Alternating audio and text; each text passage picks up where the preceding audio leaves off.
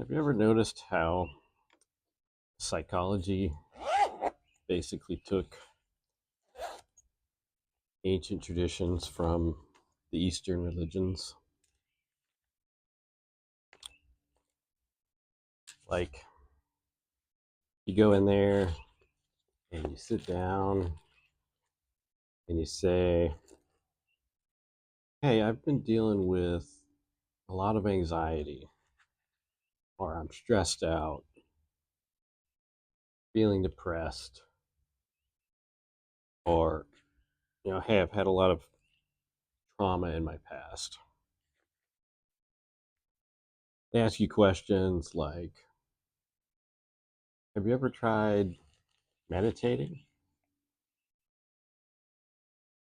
Have you heard about something called mindfulness?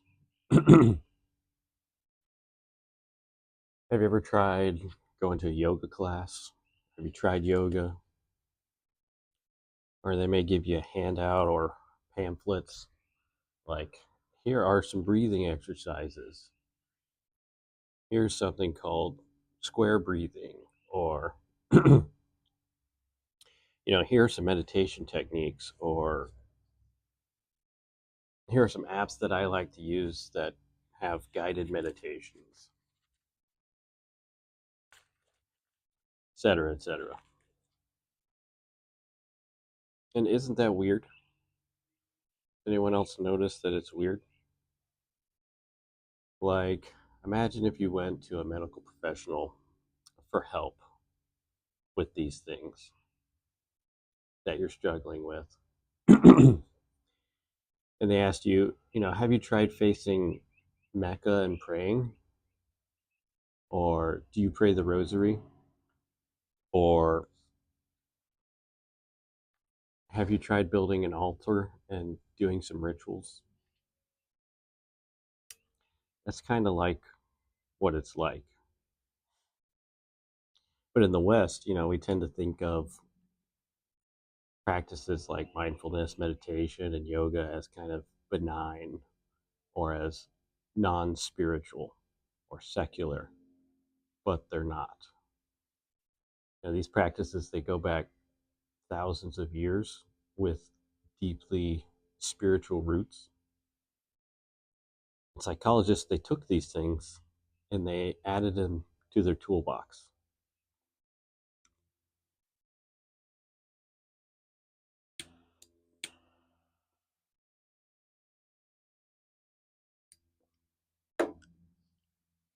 Why did they do that?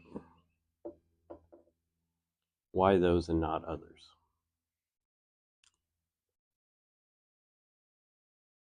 Ultimately, it's because they work. If you go to like the Department of Affairs YouTube channel, Department of Veterans Affairs, you're going to see videos with titles like grounding meditation, compassionate breathing,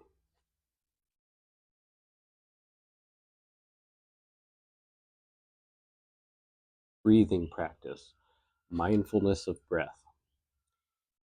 Department of Veterans Affairs even has an app called Mindfulness Coach.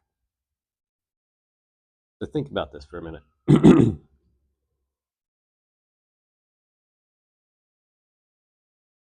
The Department of Veterans Affairs is a government agency, okay?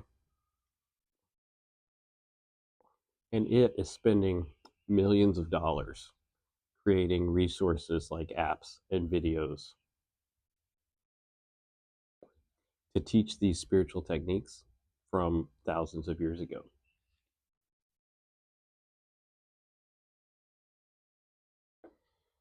These people are, they're some of the leading experts in the world on PTSD, on psychological wounds, traumatic wounds.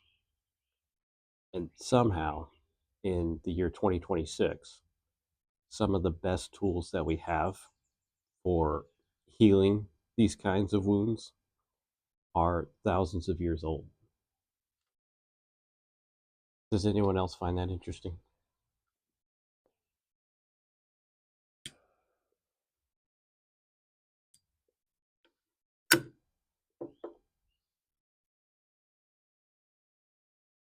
But here's the problem.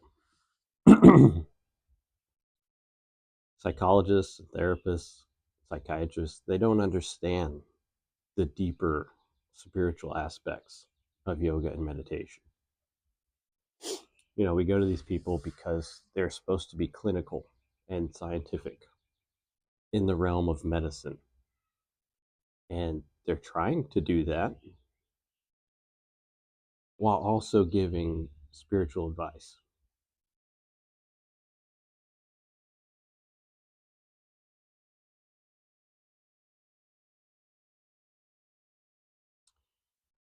Consider this. The root word for spiritual or spirituality in Latin is spirare, which means to breathe. And the root word for psychologist or psychiatrist in Greek is psyche, psyche, which is the word for spirit or soul. So here you have a psychologist or someone who studies the spirit or studies the soul, if you take the literal meaning of the word. And they're giving you breathing techniques or spirare, to breathe.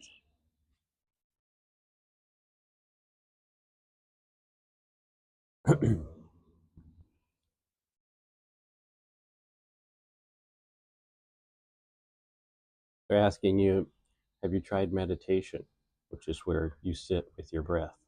They're asking you, have you gone to yoga class where you sync your breath with movement?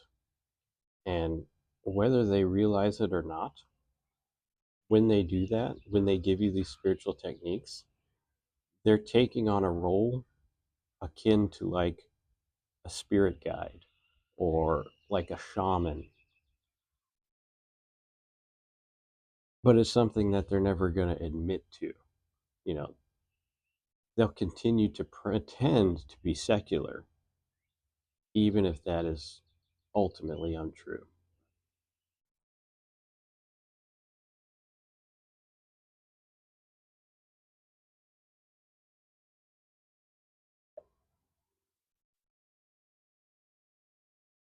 And the reason that's problematic is because if you don't want, if you do what they say and you engage in those techniques that were being practiced by, the residents of the Hindu River Valley circa 3,000 years ago, and you have a profound spiritual awakening experience, or you have automatic movements during meditation, which are called kriyas, or you have depersonalization, or Zen sickness, or kundalini phenomena, the therapist is not going to know what to do about any of that. They're not going to understand it. And in fact, they're probably going to dismiss your experience because of the secular facade that they have to portray.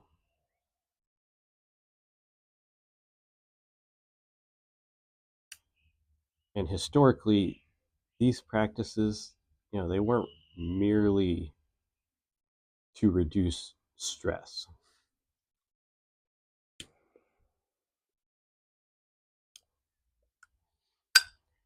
They were designed to transform consciousness itself.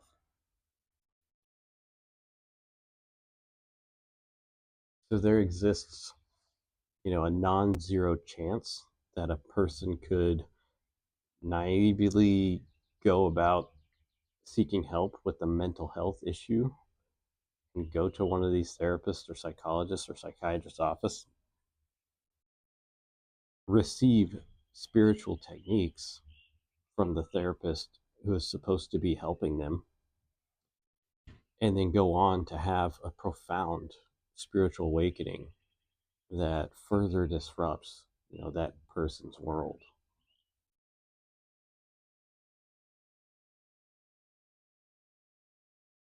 not very common, but it's possible.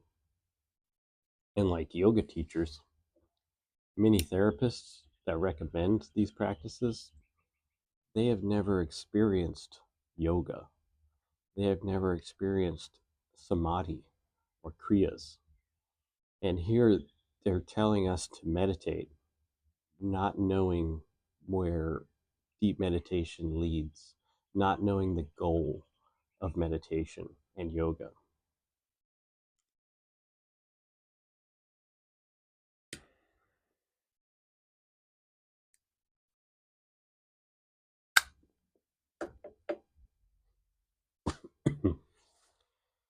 Now, to be clear, I'm not saying that like meditation or breath work shouldn't be used clinically, but I'm saying something strange has happened, that ancient spiritual practices were removed from their original philosophical frameworks, renamed, repackaged, and reintroduced as secular wellness tools. And then they were propagated by people that are probably ignorant of the spiritual traditions they came from in the first place. And more importantly, ignorant of how to navigate spiritual aspects that they don't understand. Let me know if you agree.